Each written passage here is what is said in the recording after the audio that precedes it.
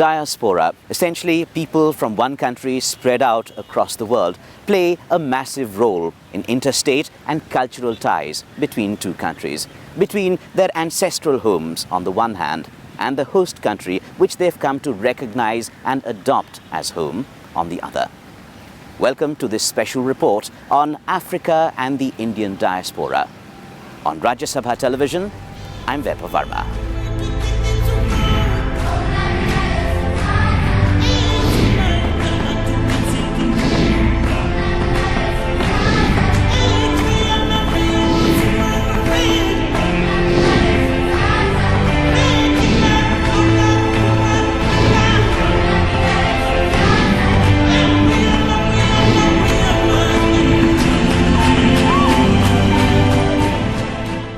Of all diaspora in Africa, none has come to be so completely incorporated and embedded into the political, social, cultural and economic fabric of the continent as the Indian.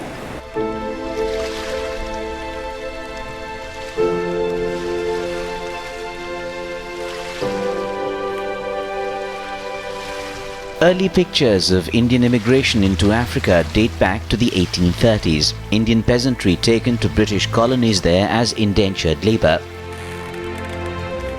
Girmitias derived from those who had signed agreements, mostly not knowing what they had agreed on.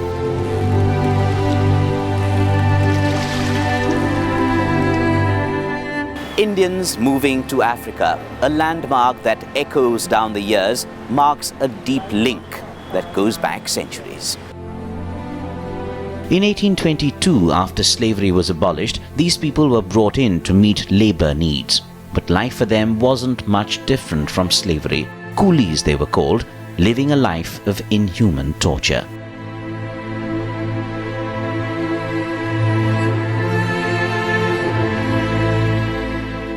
Even in the pre-Christian era, there were contacts between the two sides. Then, as I mentioned, Indians were going through the Indian Ocean route to eastern and southern African shores. And they were also traveling via the Arab lands through the Mediterranean to the Sahara and the North Africa as well. This went on for at least 1,000 years. Then we come to the colonial period. There, very organized migration took place, and the British and others took indentured labor to Kenya, to Mauritius, to South Africa and to all over the place. The Kenya-Uganda Railway, built in the 1890s, brought in nearly 35,000 of them. Some returned to India after the project was complete. 8,000 or so stayed behind, having set up shops and small businesses on the sidelines.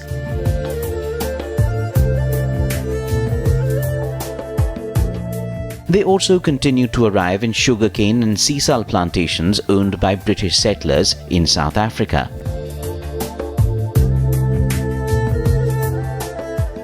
Indentured Indian labour to Africa came in mostly from Rajasthan and Gujarat in India. Some were brought in from the United Provinces and Bengal via Calcutta. East and Southeast Africa, Ethiopia, Kenya, Uganda, Mauritius, Reunion were the main host nations, besides South Africa. Even apart from those toiling in miserable conditions, there were free passengers, free emigrants, traders, construction workers, professionals and businessmen who established a livelihood for themselves here. The spirit of survival among the Indian diaspora has been very strong, that in spite of all the odds, all the political odds, that they're not getting the political rights, they didn't have the freedom to move from one state to another state, they don't have medical treatment, all that. In spite of that, the urge to survive and then retaining their own cultural aspect in that survival, I think it's a very, very strong credit which goes to the Indian diaspora in this regard in life.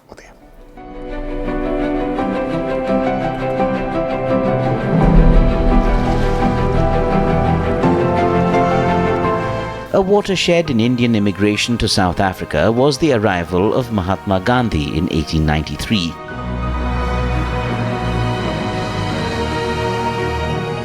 He initiated activities that soon saw the Indian face assume greater significance here, then and for all time to come. By the 1950s, the East African territories, Mauritius, Uganda, Kenya, Tanzania, Zanzibar, were each teeming with a significant number of Indians. These Indians were playing an important role in the communities there, especially in the commercial and business sectors.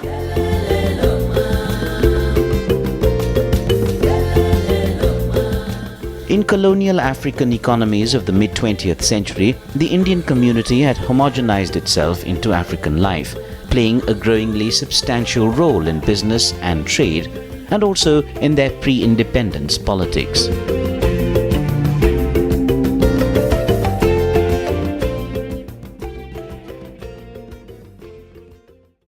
And there's no doubt, that Indian independence unleashed liberalization of many colonies. And, well, the Indian diaspora did contribute a lot in these colonies, whether it was the African, Caribbean, or many other places. Contributed a lot, became leaders also. You see, till last month we had an Indian origin Prime Minister in Trinidad.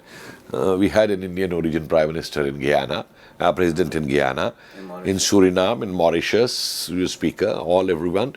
Fiji, who was ousted over there, So these people worked hard and they did very well, So there was that ideological empathy between Indian leadership, like Jawaharlal Nehru and Gandhi, and the African countries. And we contributed enormously, we struggled enormously through international platforms in the UN. We have been a member of the Decolonization Committee ever since it was formed. We were on the Trusteeship Council, and we were championing the cause of liberation of the African countries from the colonial past.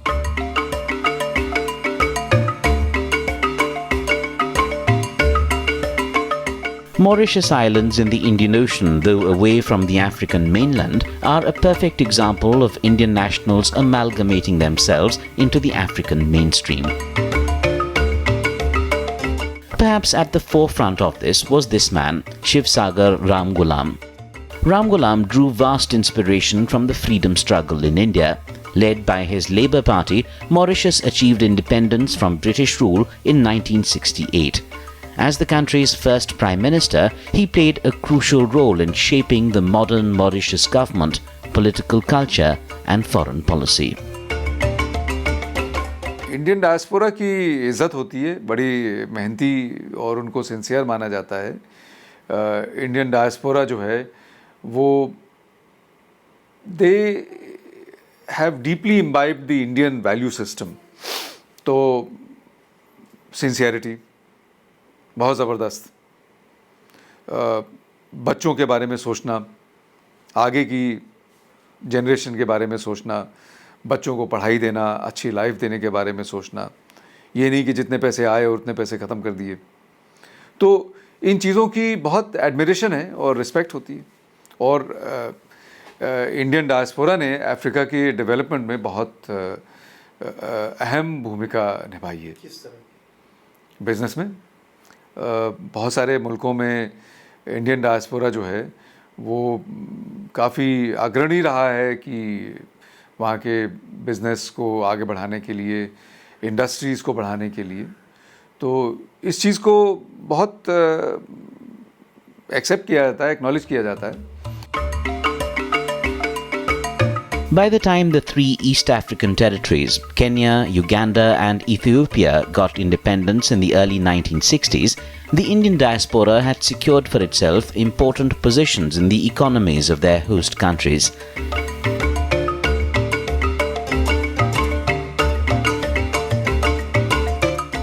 In South Africa, Indian community leaders joined blacks and non-whites to form the Freedom Charter, proclaiming the country to be home to all regardless of race or color.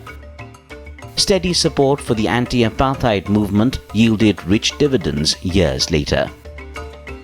Of about 25 million Indians overseas, Africa accounts for about 2.8 million, distributed among various countries. That's a little more than 10% overall.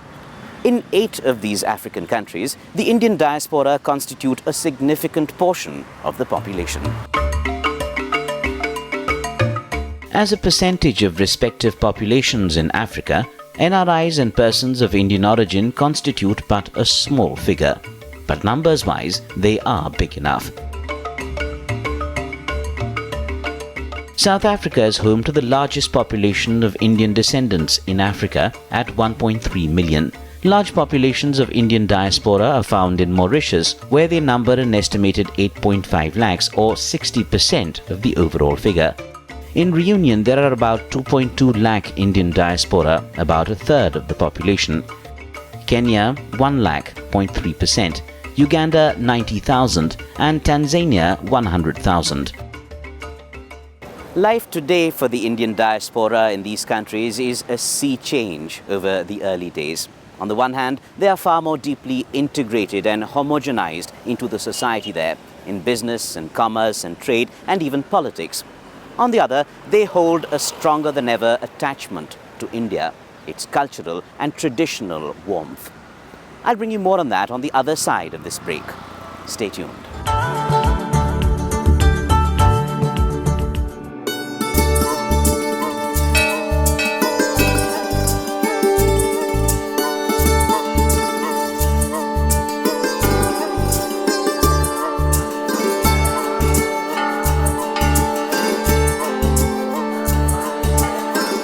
The huge Hindu population in Mauritius, many of them third or fourth generation Indians, live close to their religious and cultural traditions, despite the fact that many have never been to India.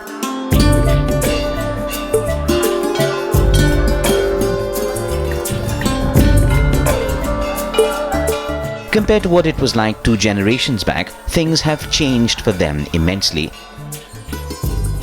They preserve a sense of cultural identity manifested in their religion-based festivals and beliefs and in their group distinctiveness. Many still have kinship ties with other scattered members of their group in Africa. The way they have retained the Indian culture, even in Africa and all these places, is much stronger than we follow those cultural practices in India even today.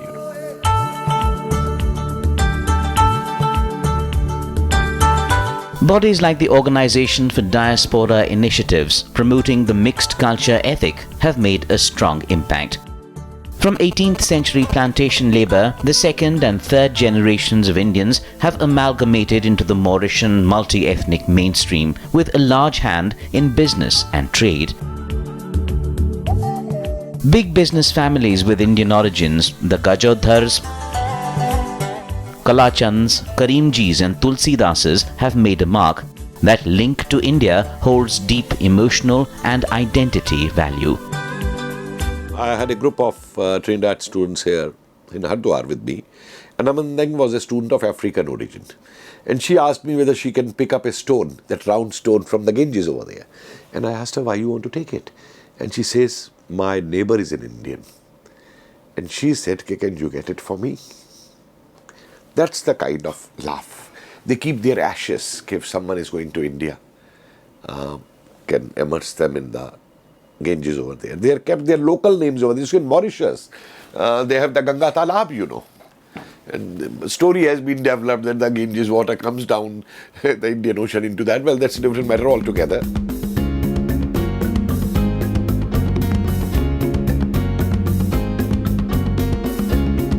In East Africa, the over 360,000 strong Indian diaspora plays important roles in the 3 nations. Rising prosperity has been a hallmark among the Indian origin population across East and South Africa. The Madhwani and Mehta families dominate business and manufacturing sectors in Uganda, Kenya and Tanzania. The region's largest retail chain, Nakumatt, is owned by Indians. A slew of Indian origin business giants have emerged: the Danote Group, Bidco Oil, Concroft and others. On the political front, at least one Indian has been elected to parliament in each general election. Narendra Patel became Speaker of the Ugandan National Assembly. In Tanzania, the founding president Julius Nyerere maintained close relations with the Indian diaspora there, appointing several Indians to important positions in government. eventually the relations between two countries are developed through their people. People who actually relate to each other, who work with each other, who develop, who make friendships. And Indian people now have come to be known as professionals, technologically superb, sound, and who are actually easy, who find it easy to assimilate themselves in any alien environment. With all these strengths, with all their knowledge, the Indian people can work with the African governments, the African people, to develop them, and they can become our most important and most powerful ambassadors to Africa to develop those bridges of friendship. Culture can play a role there. I think both culture and economic connections will play a role through our Indian people, through the diaspora, who will take those liberal values there and develop Africa and make them friendly to India.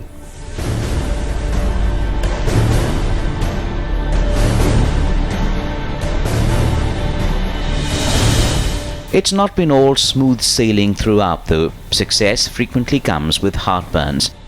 In August 1972, Ugandan dictator Idi Amin gave Asians 90 days to leave the country.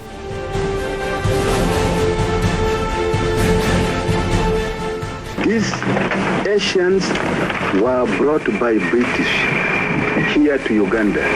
Therefore, the British and those, they are responsible to look after those Asians. His argument, he was giving Uganda back to ethnic Ugandans. During this period, Ugandan soldiers inflicted loot and sexual violence against Asians with impunity. Asian businesses, nearly 5,500 of them, and their homes were handed over to Amin's supporters. Most Ugandan Indian refugees went to the UK. Some went to Canada, Europe, Kenya, Malawi. Some returned to India. In 1986, after Yoweri Museveni took power, they were invited back to Uganda. They soon became a major factor in recovery of a shattered Ugandan economy.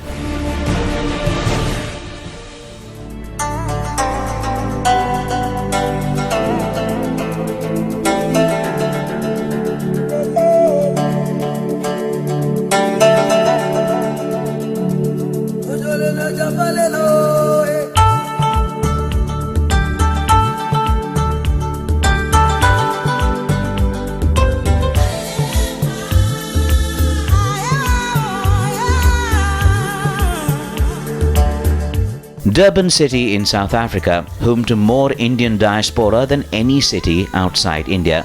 It's sometimes called the largest Indian city outside India. The Indians in this city often use the slang term charu to refer to themselves. Post the apartheid nightmare and election of Nelson Mandela as its first president, an inclusive and resurgent South Africa provided high opportunity to Indian businessmen and professionals. India's new economic policy set off a new breed of entrepreneurs with a global vision. India's IT prowess gave rise to several IT giants setting up shop there. Indian pharma companies have made a big mark. A closeness to India and people of Indian origin reflected on the political stage too. Abdullah Muhammad was Justice Minister in President Nelson Mandela's cabinet, and it continues to this day. Ahmed Kathrada, who was jailed with anti-apartheid icon Nelson Mandela, is today a Member of Parliament, as is Mahatma Gandhi's granddaughter, Ela Gandhi. The importance has risen because diaspora feels better connected with India when it is on an upward trajectory. There is great deal of appreciation in Africa, and this is the reason why Africa looks to India for two reasons. One, they see India as a successful democracy, and secondly, they see India as a successful development model. They look at other countries also as models, for example China, they look at America. but they look at India and then they find in India conditions and thinking and developments which are fundamentally similar to their own home. And therefore, I would say that diaspora has a big role to play.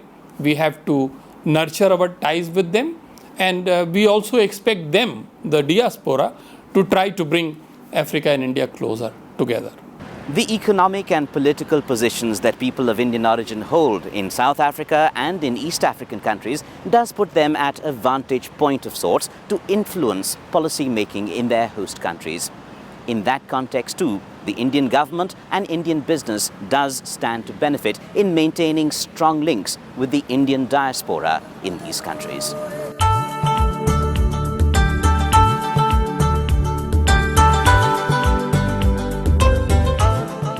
In recent years, India has intensified efforts to revamp relations with Africa. The flurry of activity, including the holding of 2 India-Africa Forum summits in 2008 in New Delhi and 2011 in Addis Ababa. The Addis Ababa meeting produced a declaration and the Africa-India Framework for Enhanced Cooperation.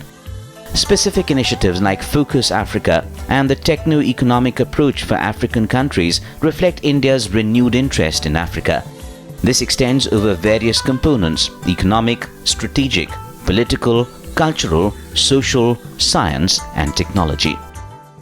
India has been engaged with Africa in various fora, mostly on bilateral and also on regional basis.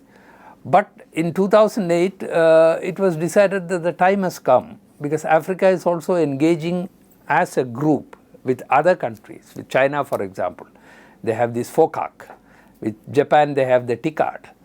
And India thought that why not meet leaders in a group, because today most of the international issues are decided on a multilateral basis. So it's a good platform to exchange ideas. I like watching Indian film. Dil to Pagal Hai, I really enjoy it. कुछ होता है कभी बदल रही है रूप जिंदगी पर यहाँ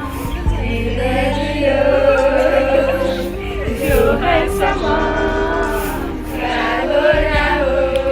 Age-old social and demographic links extend to a strong cultural bond and ever-expanding overlaps in the music and dance arena, as in this Indo-African performance of a South African cultural dance.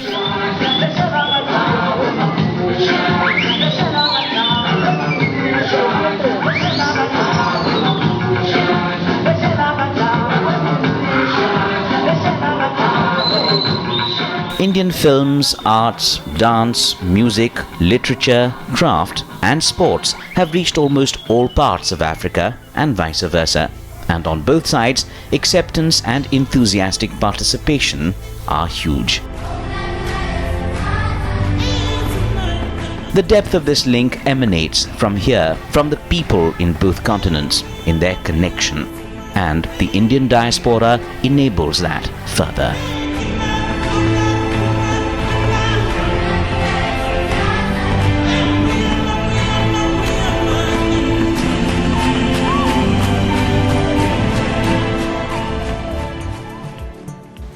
The fact is, people of Indian origin in Africa are in a position to help India improve its relations with the countries that they are now residents of. They have the core domain knowledge of these countries, and very often India looks to them for help. I'm Vaibhav Verma. Hope you enjoyed this special report on Africa and the Indian diaspora. Have a good day.